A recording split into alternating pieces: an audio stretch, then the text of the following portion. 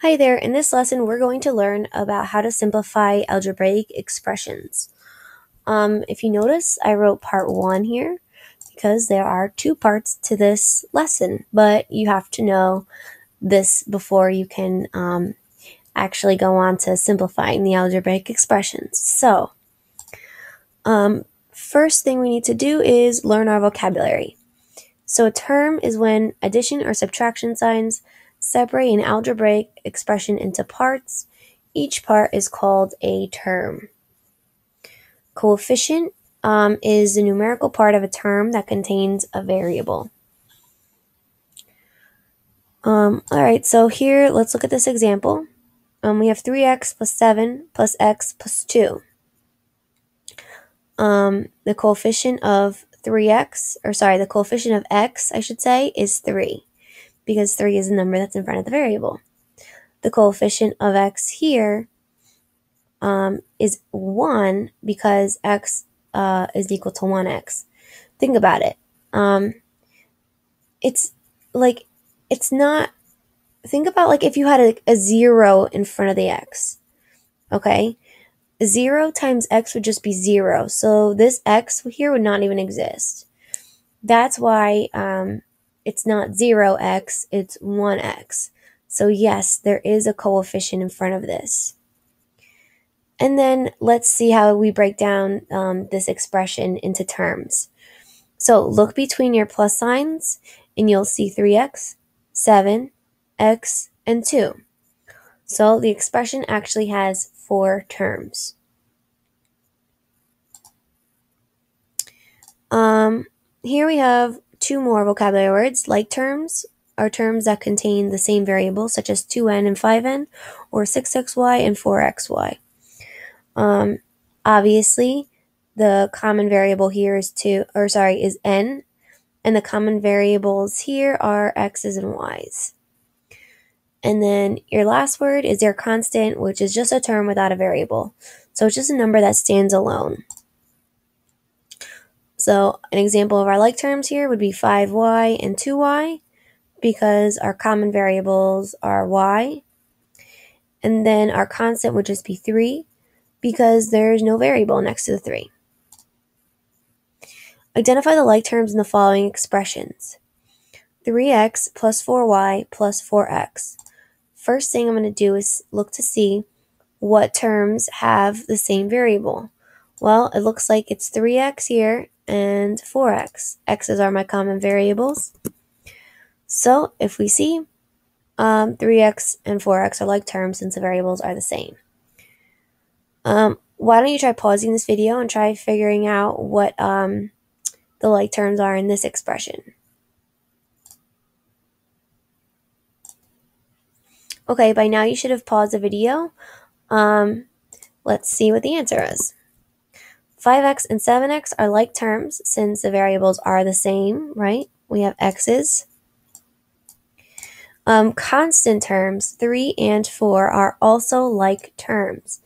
Why? Because they don't have an x or a y, z, whatever. They don't have any letters attached to them. So you can actually end up combining these later on when you learn how to simplify. Hint, you should always rewrite a subtraction expression using addition, because that'll help you identify the terms of an expression. It's possible to identify the terms of an expression if you just leave it like this, but it's complicated to see. So I'm telling you that you should always rewrite the subtraction expression to an addition. Okay, and how do you do that? You just use the additive inverse.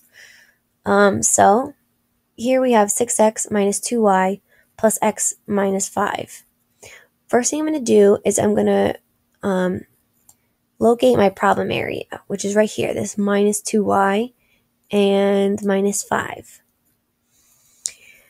What I'm going to do with this minus 2y is I'm just going to add the opposite. So I'm going to keep my 6x. I'm going to switch this minus to a plus.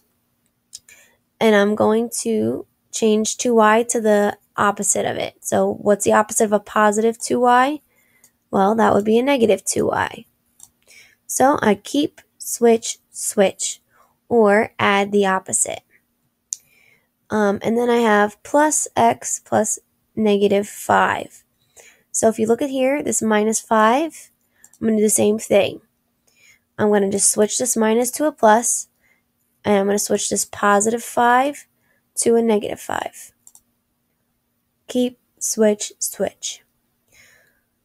So I just rewrote this as an addition sentence, and now I can pick out my terms, my like terms, and all that jazz. So our terms are whatever's between the pluses. So 6x, negative 2y, x, and negative 5.